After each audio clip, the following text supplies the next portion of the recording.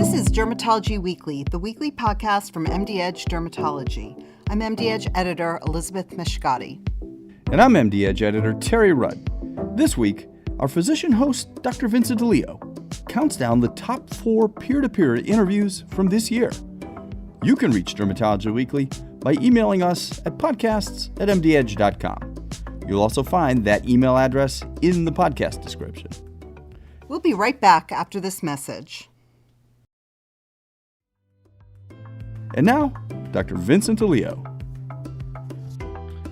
This year I had the pleasure of interviewing my colleagues on a diverse group of topics impacting the way we as dermatologists practice medicine, from rosacea treatments in the skin of color population to the impact of artificial intelligence in dermatology to flea infestations.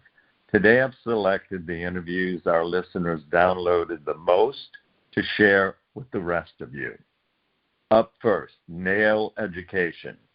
In May, I talked to Dr. Shari Lipner about nail education gaps in the American Academy of Dermatology basic dermatology curriculum. Dr. Lipner discussed strategies to close these gaps and improve nail education for medical students and our dermatology residents. She also broke down the mnemonic for identifying nail melanomas. Here's the interview. So you found that there were 0 mentions of nail examinations in the skin exam module addressing full-body skin examinations, which consisted of 31 slides. Can you talk about what medical students and residents should be looking for when conducting full-body exams? Yes, so this was actually quite disturbing to us that the nail examinations were not mentioned as part of the full body skin examinations, because really the full body skin examination should include the skin, the hair and scalp, as well as the nails. And I think the first step in medical students and residents understanding nails is when they see a patient, that should be one of the first things they look at. So even while the patient is speaking, it's very easy to kind of grab the hands and take a look at least at the fingernails.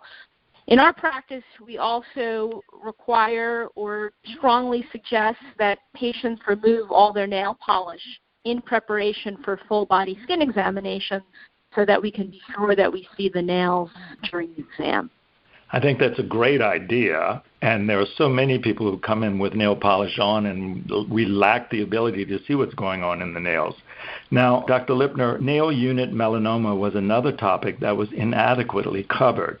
You cited a study that showed 88% of residents were not aware of the nail melanoma mnemonic. Can you explain it for our listeners?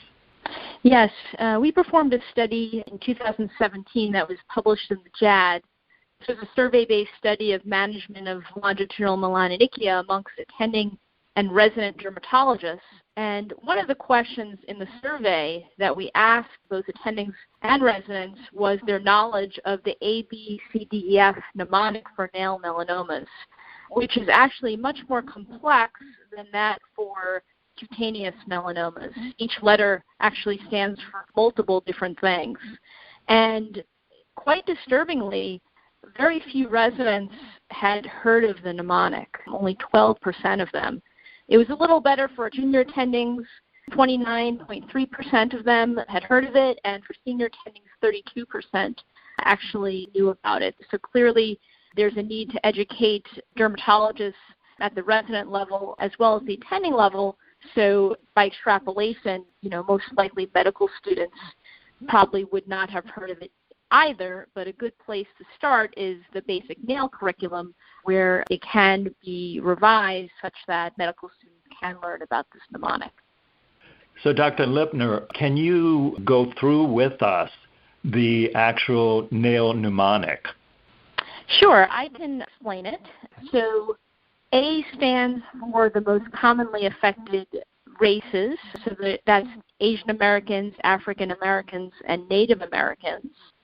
A also stands for age. So we think commonly that the ages 50 to 70 are most commonly affected. B stands for band, the longitudinal band, the color of brown to black, a breadth of greater or equal to 3 millimeters, as well as a blurred border. C is more simple, just stands for change. D stands for both the digit involved, most commonly the thumb or the hallux is affected. D also stands for the dominant hand. E, in this case, is an extension of the pigment to the nail folds. And F is a family or personal history of melanoma. And this was first developed in the year 2000 to facilitate early recognition of subungual melanoma by both physicians and the community. That's an excellent description of the mnemonic. Now, nail biopsy for melanoma diagnosis was excluded from the curriculum. What do residents need to know to be more comfortable with nail surgery? So this curriculum is meant to really introduce medical students to dermatology, but there's zero exposure of the biopsy procedure for nails to these medical students. And likely this extends also to our residents. In a paper by Phoebe Rich and Anna Hare called Clinical and Educational Gaps in the Diagnosis of Nail Disorders in 2016, here they really discuss some of the practice gaps in nail disorders, and they cite nail biopsies as something that residents should really get more comfortable doing so that we can really help our patients. There was also a study by Erica Lee and colleagues in 2011 where they surveyed 240 third-year residents representing 89% of all U.S. dermatology residency programs. And there were some interesting findings here. So first, only 10% of residents performed more than 10 nail procedures during their residency. 25% had only observed nail procedures, and 4% were exposed to nail procedures only via lecture. In addition, 30% rated themselves not competent to perform nail surgery. However, in a survey of residents back in 2004, 75% felt that nail biopsy was an essential procedure to learn in residency. So clearly here there's a need to educate our residents about doing nail biopsies and really feeling comfortable doing nail surgery. What can our listeners do to improve nail education for medical students and residents, Dr. Lipner? So as Phoebe Rich explained in her paper in Clinics in Dermatology, it's really both knowledge and attitude. So number one, just explaining to medical students and residents that nails are important. They serve important functions in daily living in addition to aesthetic purposes. So to number one, be aware of the nails. Number two, to get comfortable looking at the nails. So really, during full skin examinations, look at all fingernails and toenails. Make sure patients take off their nail polish, take off their shoes and socks. And then it's about incorporating nails into the didactics during medical school as well as residency training, having more lectures at national conferences like the AAD as well as local conferences. Having hands-on didactics, so during residency we have a cadaver session for our residents, and this is now also available at the AAD for people to learn how to do nail biopsies. And also just CME articles in Cutis and other journals, discussing nail disorders and their treatment. Finally, Dr. Lipner, can you talk about how patient care is improved when dermatologists can competently diagnose and treat diseases of the nails? So first and foremost, by understanding nails, both diagnosis and management, potentially we can improve patients' quality of life, and it can also be life-saving in the case of malignancies. So, nails, if they're not understood, when patients come in with complaints about their nails, it can be disregarded and the nail condition can get worse. However, by understanding nails, both diagnosis and treatment, we can offer our patients therapeutic options to improve their nails and in some cases save digits or toes. Thank you very much. Not to use a pun, but you really nailed it today. Oh, that's really great. I really enjoyed it, and I enjoyed interviewing with you. Our next interview was on pediatric wart management. In May, I talked to Dr. Nanette Silverberg, who provided a detailed treatment paradigm for managing pediatric warts. She also reviewed a variety of new and established treatment options in 6 therapeutic categories. I try to break down therapeutic options into 6 different categories because there are slight differences between these categories, and there may be overlap between some of the categories in terms of how they work, meaning that, a product may be destructive and immunomodulating, or so there may be multiple mechanisms for each therapy. And the reason I break them down like that is that I think that it's important to think about alternative mechanisms of treatment because we see so many individuals who come to us and haven't responded. So we say the natural history of warts is to resolve in 2 to 3 years. So 2/3 of warts approximately will be clear in 2 years, 3/4 in 3 years, just off of immune processing. But when we see people where the warts haven't resolved, or in the setting, perhaps that, so not just the warts didn't resolve, but, some of the warts resolved, or sometimes they spread, or sometimes they're in locations that are very difficult to treat, periungual location, subungual location. Many of these are really not amenable to local therapy. So we do need to think about alternative mechanisms and to pick something like that when we look at our patients to offer them something different if they've tried a therapy and it hasn't been effective. So the first is destructive, and destructive therapies can be rather painful. They're not always painful. They are usually they include things that are slow destructive mechanisms like over-the-counter salicylic acid, which peels the warts, and then products like liquid nitrogen or cryotherapy that kind of create a rapid wound and blister off a portion of the warts. The mechanism is they fall under the same mechanism, but the speed varies from and the way that in which they create the destruction of the wart is different. Destructive therapies often require multiple sessions, and that's a little bit difficult in younger kids because they're either sometimes not so compliant, even if it's not painful, and then if it is painful, getting a 6-year-old to sit through multiple sessions can be quite difficult. So we have some limitations in younger kids, and then sometimes we'll choose over-the-counter or prescription destructive therapies. They're a little slower, but aren't painful in those settings. We have immune-stimulating therapy, and I think immune stimulants began to really become very interesting to us when we started to see the development of the imiquimod many years ago for genital warts. And, of course, imiquimod has been tried as a stimulant for immune response towards viruses, even in common warts. But we have other ways to modulate the immunity in warts, and that includes oral cimetidine, intralesional injection of candida antigen or mumps antigen. We talked about oral cimetidine. There's also some reports of ascorbic acid being very effective, and that can be in office or out of office. There are other agents that we talk about, but those are the common ones that have been described in kids and appear to be quite safe.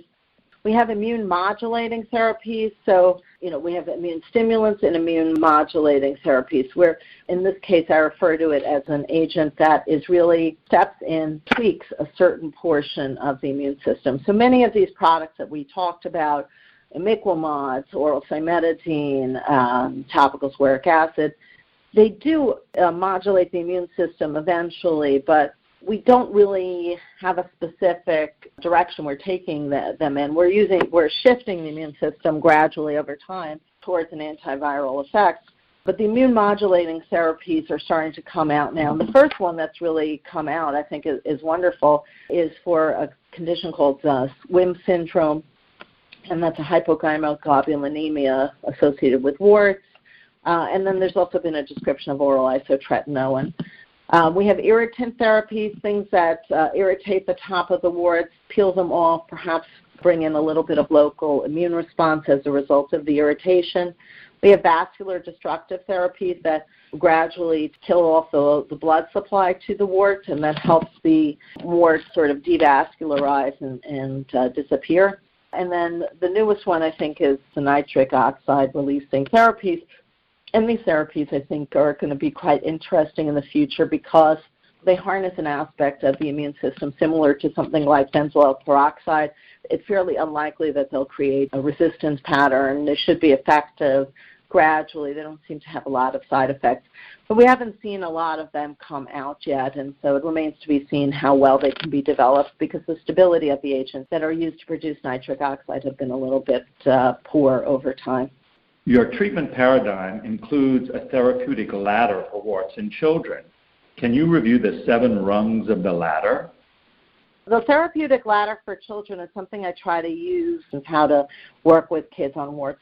I think the first, of course, is to diagnose the wart. And, of course, if you are unsure that it's a wart, you don't want to go ahead and treat it like a wart because we start freezing and destroying and painting things on them, and it will alter the condition. So if you think it's a wart, I think, that's great. And some of the signs of a wart would be abnormal dermatoglyphics, presence of pinpoint blood vessels, the presence of verrucous papules, multiple lesions, typical locations. So, I think a lot of physicians in dermatology would say, I know a wart when I see one, and it's true, but when you're not 100% sure, I think that it's important to biopsy in those sittings. Rung 2 is manage the warts in special locations. We have to think about where are these warts.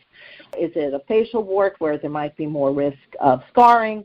Do you have genital warts where we have to think about calling in sexual abuse counselors and calling ACS to evaluate the household setting? And I think that's, you must always evaluate something in the genital area. Even when it's clear that it's been transmitted, you still have to stop and pause and evaluate. So that's something important in kids. And, just even thinking about fingertips. If a child has like 15 fingertip lesions, can they handle the amount of pain if you were doing liquid nitrogen in the office? So certainly, we have to think about location. Next is assessing the need for therapy. We have to think about, will the child benefit?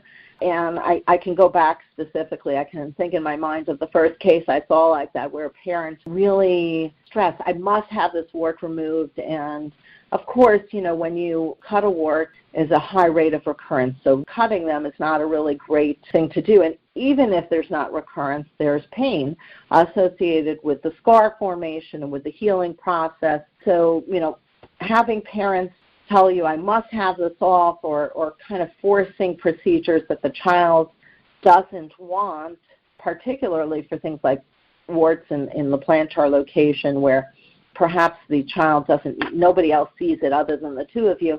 We have to stop and say, is a child going to benefit? Should, just doing something for the parents, because in the end, the parent's going to be upset if the child's upset. So, in the end, the parent really wants something for the child. They just don't really have a focus on what that is, but they want the best outcome. So rung 4 is using destructive therapies to treat non-facial lesions. We should avoid painful procedures in small children where possible. So I think that, our standard of care in the United States is to pick over-the-counter salicylic acid or cryotherapy. Cochrane reviews support the over-the-counter products, but the product reviews from the meta-analyses that they use really go back into older products. So it's not clear that every product that's over-the-counter now is exactly the same, but they are certainly safe and effective. They have a long track record, and when it comes to children, younger children, avoiding painful procedures, I think, is really worthwhile because it's hard for them to process the concept of pain, and it's also something that makes it difficult to get the child back in the office for continuing therapy. So rung 5 is use immune-stimulating therapies, reviewing options with caregivers, including length of treatment and possible side effects to best choose an intervention. So, once we've used destructive therapies and they haven't been effective, so, the child has had 3 sessions of cryotherapy and their warts look just as big, perhaps we have somebody who's been putting on over-the-counter salicylic acid, and then they got frozen a few times, and then they tried some duct tape. We have all these little things we try, and as we approach the 2 to 3 year mark, it's pretty clear that if you have 15, 20 warts, your immune system hasn't activated against the warts. Normally, it would limit the number of lesions if you were active against warts, or it would cause them to regress. So, when it appears that nothing's happened, we can think about these immune therapies, and we talk about the options, so, and it really also depends on the physician. So do you have in-office Candida antigens? Can the child tolerate injections?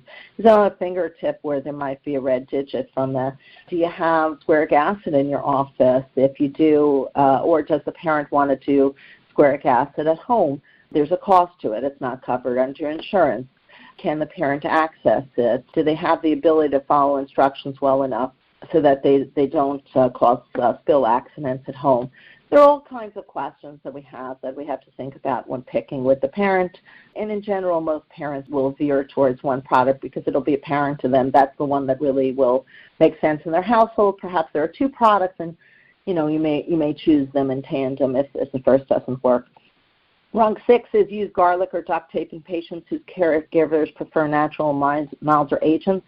I think that's really something that's such a common aspect of my practice in New York City, that parents constantly want things that are natural. They don't want to put chemical agents on their child.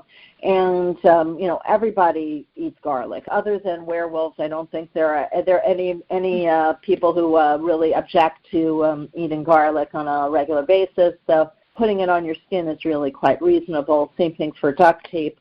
And those regimens are slow but steady over a 2 to 3 month time period usually, and can certainly be quite effective. And the last is reserve the injections and laser therapy for cases with recalcitrant lesions or few lesions. And that's variable. I think that, we really don't want to give kids tons of injections. We have to focus on a few lesions and working on a few lesions when we're talking about painful therapies like injections or laser therapy. And we can always expand to doing more areas.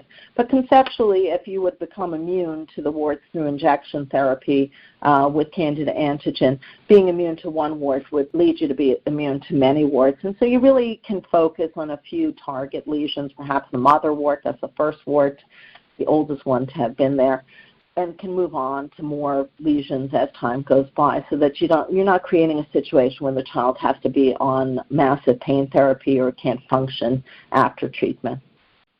To hear Dr. Silverberg talk about the transmission of warts, listen to this full interview. It's episode 9 of Dermatology Weekly.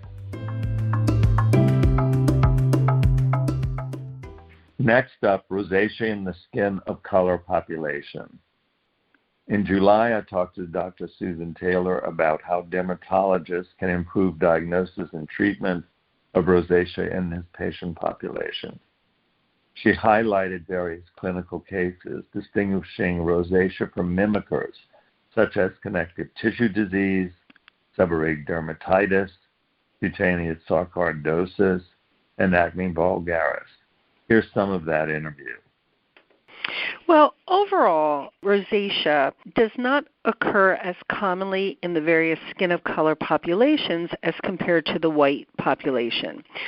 A survey done by the National Ambulatory Medical Care Survey revealed that of rosacea patients, about 2% were black, a little over 2% were Asian or Pacific Islander, and about 4% were Hispanic or Latino. So relatively low numbers as compared to the white population in the United States, but nevertheless, it does occur. And the fact that this is not recognized is a significant gap, in my opinion, in dermatology. So, Dr. Taylor, in these specific groups, of the 3 or 4 kinds of rosacea, what kind of rosacea do these groups have? Is it different from the white population? Well, the answer is yes and no. The most common type of rosacea, the erythematotelangiectatic, as well as the papular-pustular types, occur quite often in the various skin of color populations. We do see granulomatous rosacea occurring a little bit more commonly in the African American population. So all the types can be observed, but the most common types with erythema and telangiectasias and papules and pustules occur commonly in our skin of color population. So the whole point of your article was that we're probably missing some patients with skin of color who have rosacea. So why are we missing that diagnosis in these patients? Well, you're absolutely correct. Rosacea is often under-recognized and underdiagnosed in skin of color patients, and that's for a number of reasons. Number one, the physician, dermatologists, or providers often don't appreciate that rosacea can and does indeed occur in skin of color populations. It can be difficult for them to appreciate the erythema that is common in rosacea in skin of color populations. Patients often don't have the awareness about rosacea, so they're not going to the dermatologist. And finally, I think that rosacea is under-recognized because it's often confused for other disorders that occur commonly in skin of color populations. You know, that's really interesting because the statistics that you stated for us are probably low for skin of color patients since it's based on the diagnoses in the medical record. So that's right. I guess it's really more common, isn't it? I think it's much more common than is recognized. And I think that one of the values of this article is to heighten the awareness and at the same time give pearls to the clinician as to how to recognize rosacea in skin of color patients.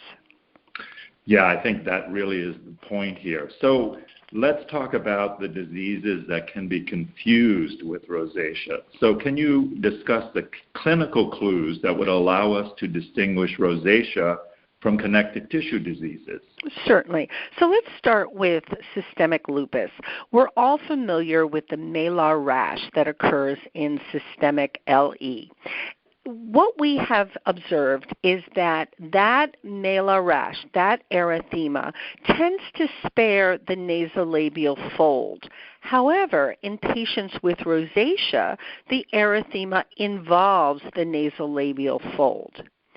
In contrast with lupus, there are generally no pustules or papules, whereas papules and pustules are a common component of rosacea in our skin of color populations. So it's very important to look at the morphology of the lesions and the location of the lesions on the face.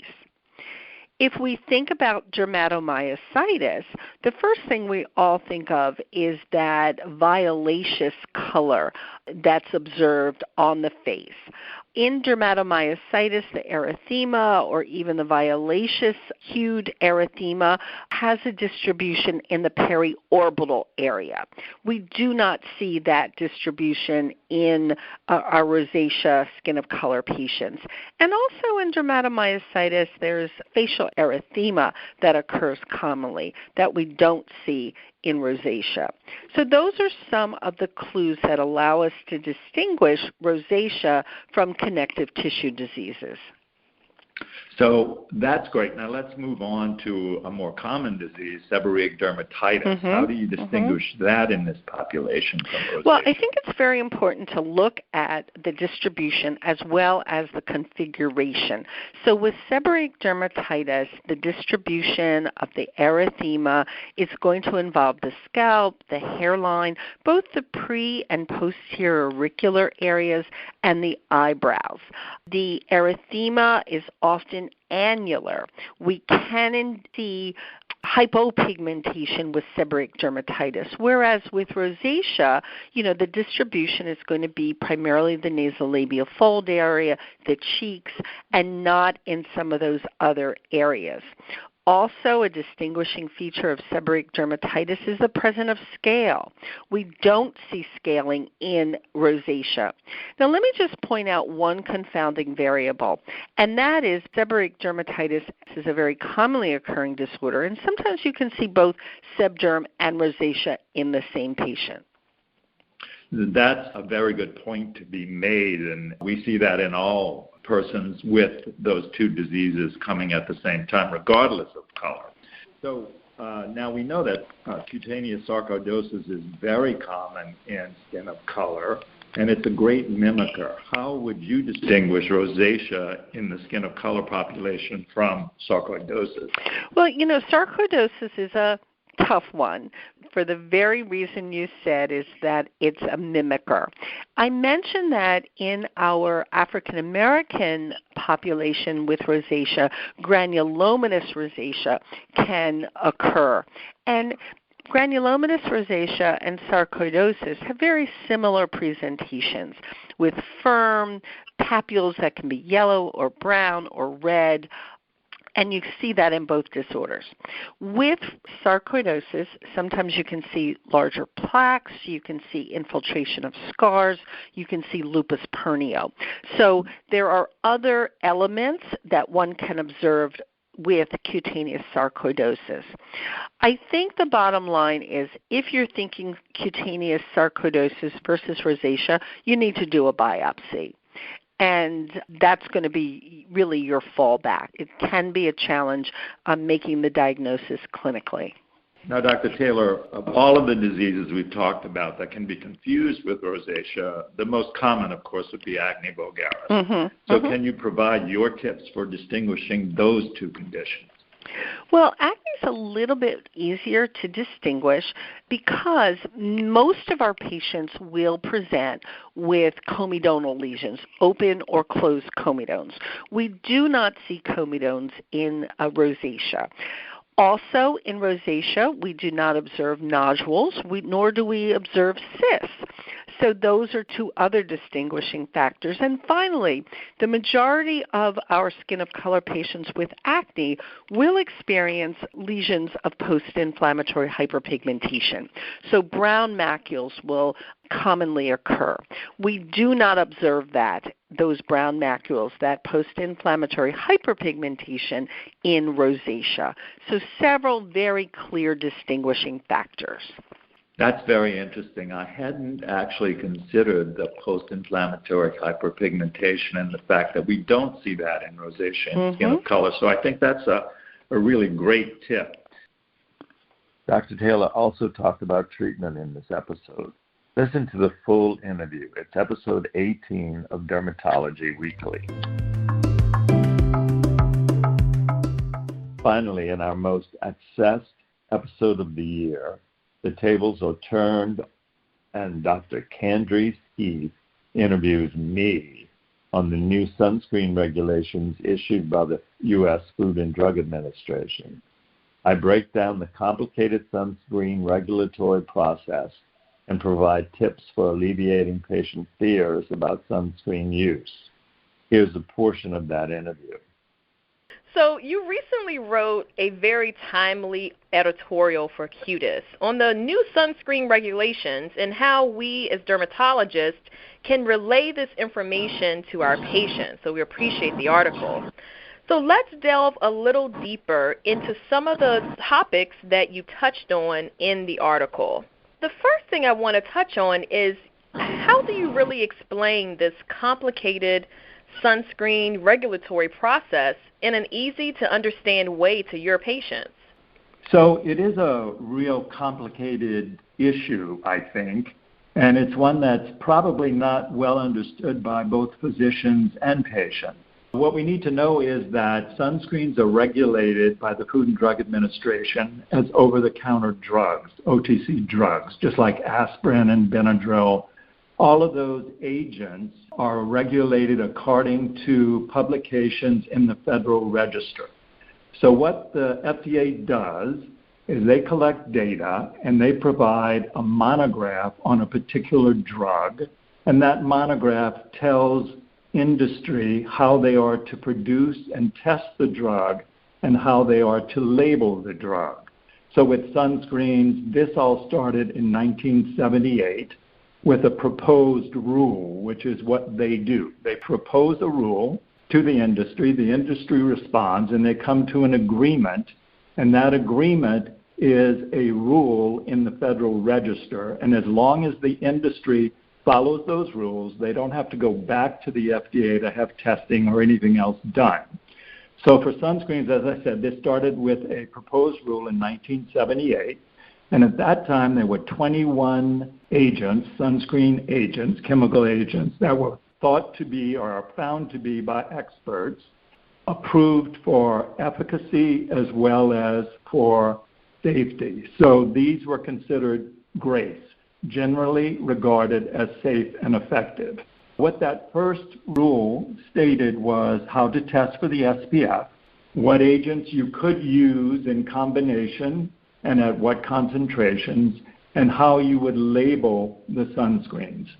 Over the years, the FDA has issued a number of preliminary rules in which they have decreased the number of agents available, put in other rules concerning the combinations that could be used.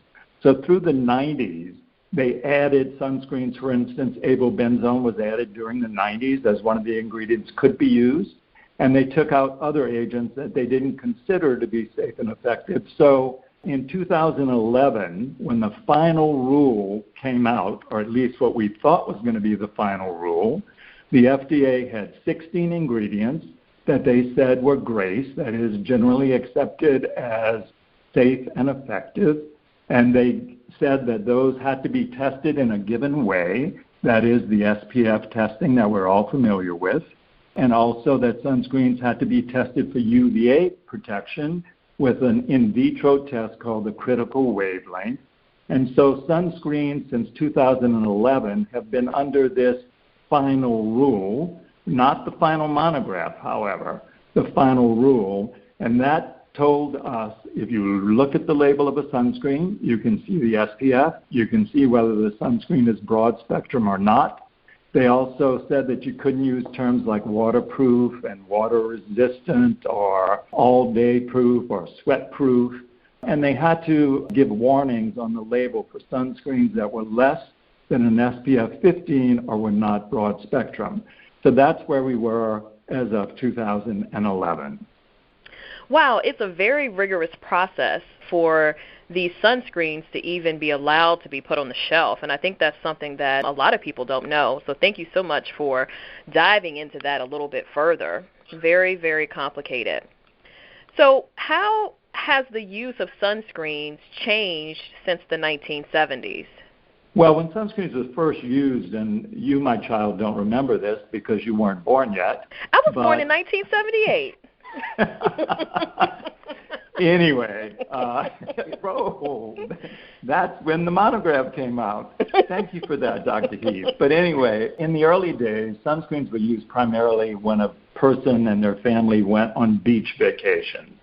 So they might use sunscreens 3 or 4 days a year, maybe a week, 2 weeks. If you play tennis, you might wear your sunscreen. And that has changed over the years. It's changed for a number of different reasons. One is that people are enjoying more outdoor activity these days. And we, as dermatologists and other healthcare professionals, have urged patients to use sunscreens more frequently. And in fact, we commonly recommend that sunscreens are used every day if a patient is going to be outside. So there's a lot more usage of sunscreens. In addition, if you've noticed over that period of time, the SPF has increased greatly. There are sunscreens now on the market with an SPF 100, although the new rules say no higher than a 60 plus.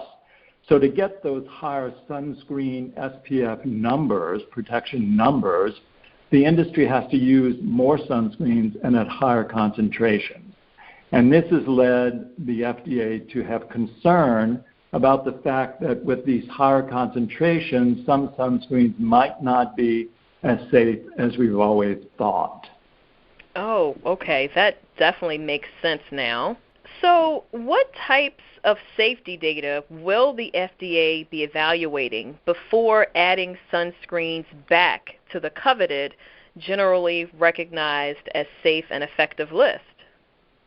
Yeah, it's a really complicated set of tests that have to be done, some in humans, some in animals, some in vitro systems. Many of these the industry is already doing, but it's going to include human irritation and sensitization studies as well as human photo safety studies. There'll be in vitro dermal systemic carcinogenicity studies, and there will also be animal developmental and reproductive toxicity studies, and there will be some studies addressing safety in children. One of the most important studies that they will be requiring for sunscreens is a MUST, that is an MUST, a maximal use test. And what this is since people are using sunscreens more frequently and at higher concentrations and for longer periods of time, the FDA is concerned about absorption into the skin and into the systemic circulation when you're using sunscreens in that fashion. So they will require that sunscreens in various forms with various agents be applied to human studies and then measure the amount of absorption systemically in those studies. The regular process was really intense, and now they've really stepped it up. Hopefully this will help us to be able to answer all of those questions that come from our patients. Yeah, hopefully when this is all done, we will be able to, in fact, assure our patients that what we're recommending to them is safe and effective. Yes. The FDA recently identified zinc oxide and titanium dioxide as generally recognized as safe and effective ingredients. So what about the other 14 active sunscreen ingredients? Yes, so as of 2011, we had 16 agents that could be used in sunscreens.